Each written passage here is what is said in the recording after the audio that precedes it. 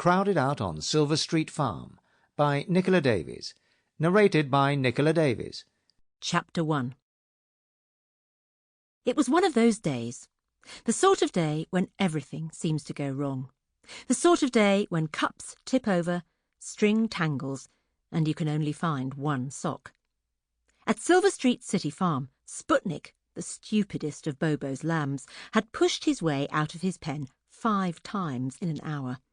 The pigs had escaped and knocked over the churn of goat's milk, and the chickens had got into the office again and pooed all over the computer.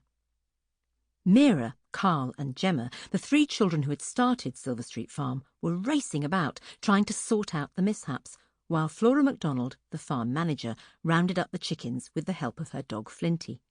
Just when everyone thought they were getting on top of the chaos, somebody, they never saw who, had left a pet carrier full of guinea pigs in the turkey pen, giving the jittery birds hysterics.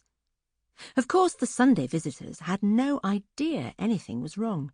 They wandered about in the autumn sunshine, watching the goats jumping on the hay bales and the ducks paddling about on the canal.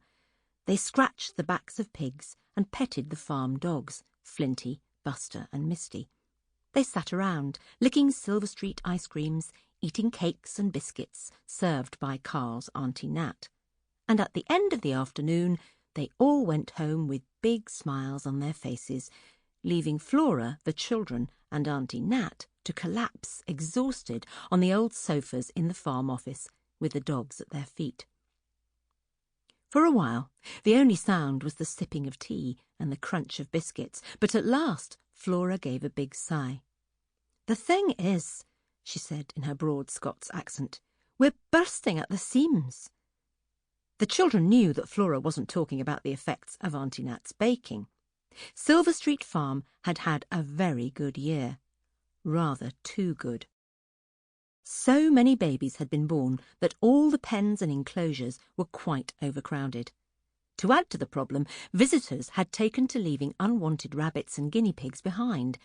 The new arrivals in the turkey pen were not the first. "It's bad enough finding space for our own animals," Flora grumbled, "without all of Launceston dumping their unwanted pets on us." She shooed 2 white rabbits away from her feet, and they loped off behind the sofa. "Not to worry, Flora," said Auntie Nat, shrugging in a particularly Russian sort of way. "Solution is easy. We sell all dumped pets and some farm animals." The children exchanged horrified looks.